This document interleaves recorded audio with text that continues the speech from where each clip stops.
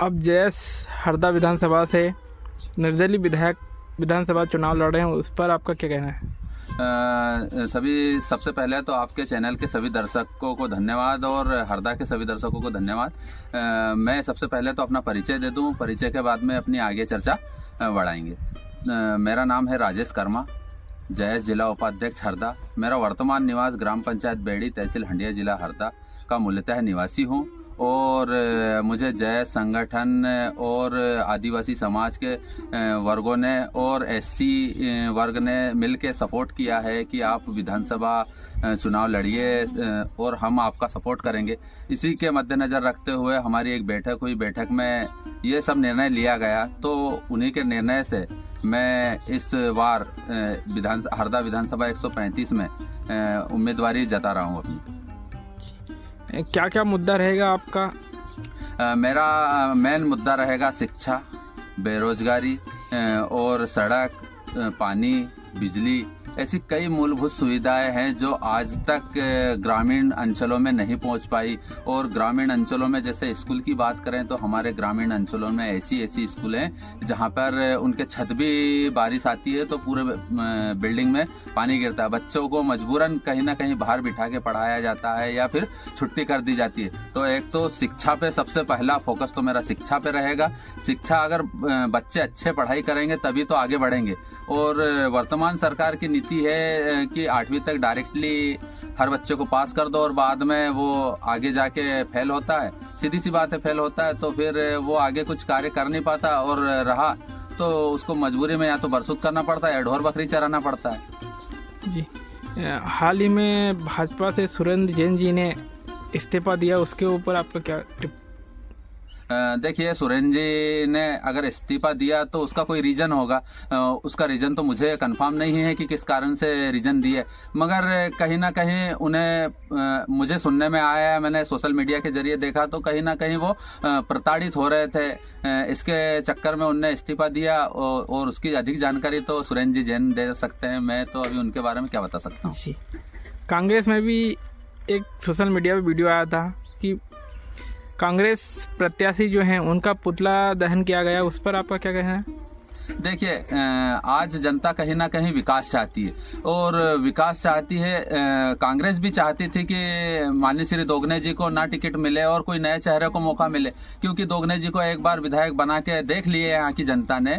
दोगने जी ने उनके कार्यकाल में विकास पूर्ण नहीं कर पाए और कई ऐसे गाँव हैं जहाँ पर दोगने जी। राजेश जी, आप हरदा विधानसभा से अगर चुने जाते हैं, भविष्य में आप विधायक बनते हैं, तो हरदा की जनता के लिए आप और हरदा विधानसभा के लिए क्या क्या आपके उपाय हैं या सुझाव हैं, उसके बारे में बताइए। देखिए, अगर सभी जनता का समर्थन रहा और बहुमत से मैं जीता तो बिल्कुल मैं हरदा की जनता की, जो गरीब वर्ग की जनता है, मैं उनके लिए हर एक वो काम करूंगा जो संविधान में अधिकारित है, वो हर काम करूंगा। और रही बात किसानों की, किसानों के लिए भी बराबर काम करूंगा। मैं किसी व्यक्ति विशेष के लिए काम नहीं करूंगा, मैं पूरी हरदा की जनता के लिए निष्पक्ष भाव से काम करूंगा और जितना संविधान में अधिकार है, जितना हम काम ला सकते हैं जनता के लिए वो लाऊंगा। हरदा में रोजगार मुहैया करवाऊंगा, क्योंकि यहाँ की जनता क्या है कि पलायन हो रही है और इंदौर, पीतमपुर, धार पता नहीं कहाँ कहाँ जाके विस्थापित हो रही है। तो मैं यहाँ की जनता के लिए बेहतर रोजगार लाऊंगा यहाँ पे और सभी को रोजगार की ओर जोड़ूंगा। मेरा एक फोकस तो ये रहेगा रोजगार का, दूसरा शिक्षा का बता दिया, पानी का बता दिया, और आगे जो भी मेरे से मांग रखेगी जनता, मैं उनकी मांगों पे खरा उतरूंगा। किसानों के लिए भी खरा उतरूंगा। सरकार में अगर बीमा नहीं मिलता, बीमा दिलवाने की गारंटी मैं लूंगा। वहाँ से चल के जो अपना ये रहता है कि बीमा के बाद में अपना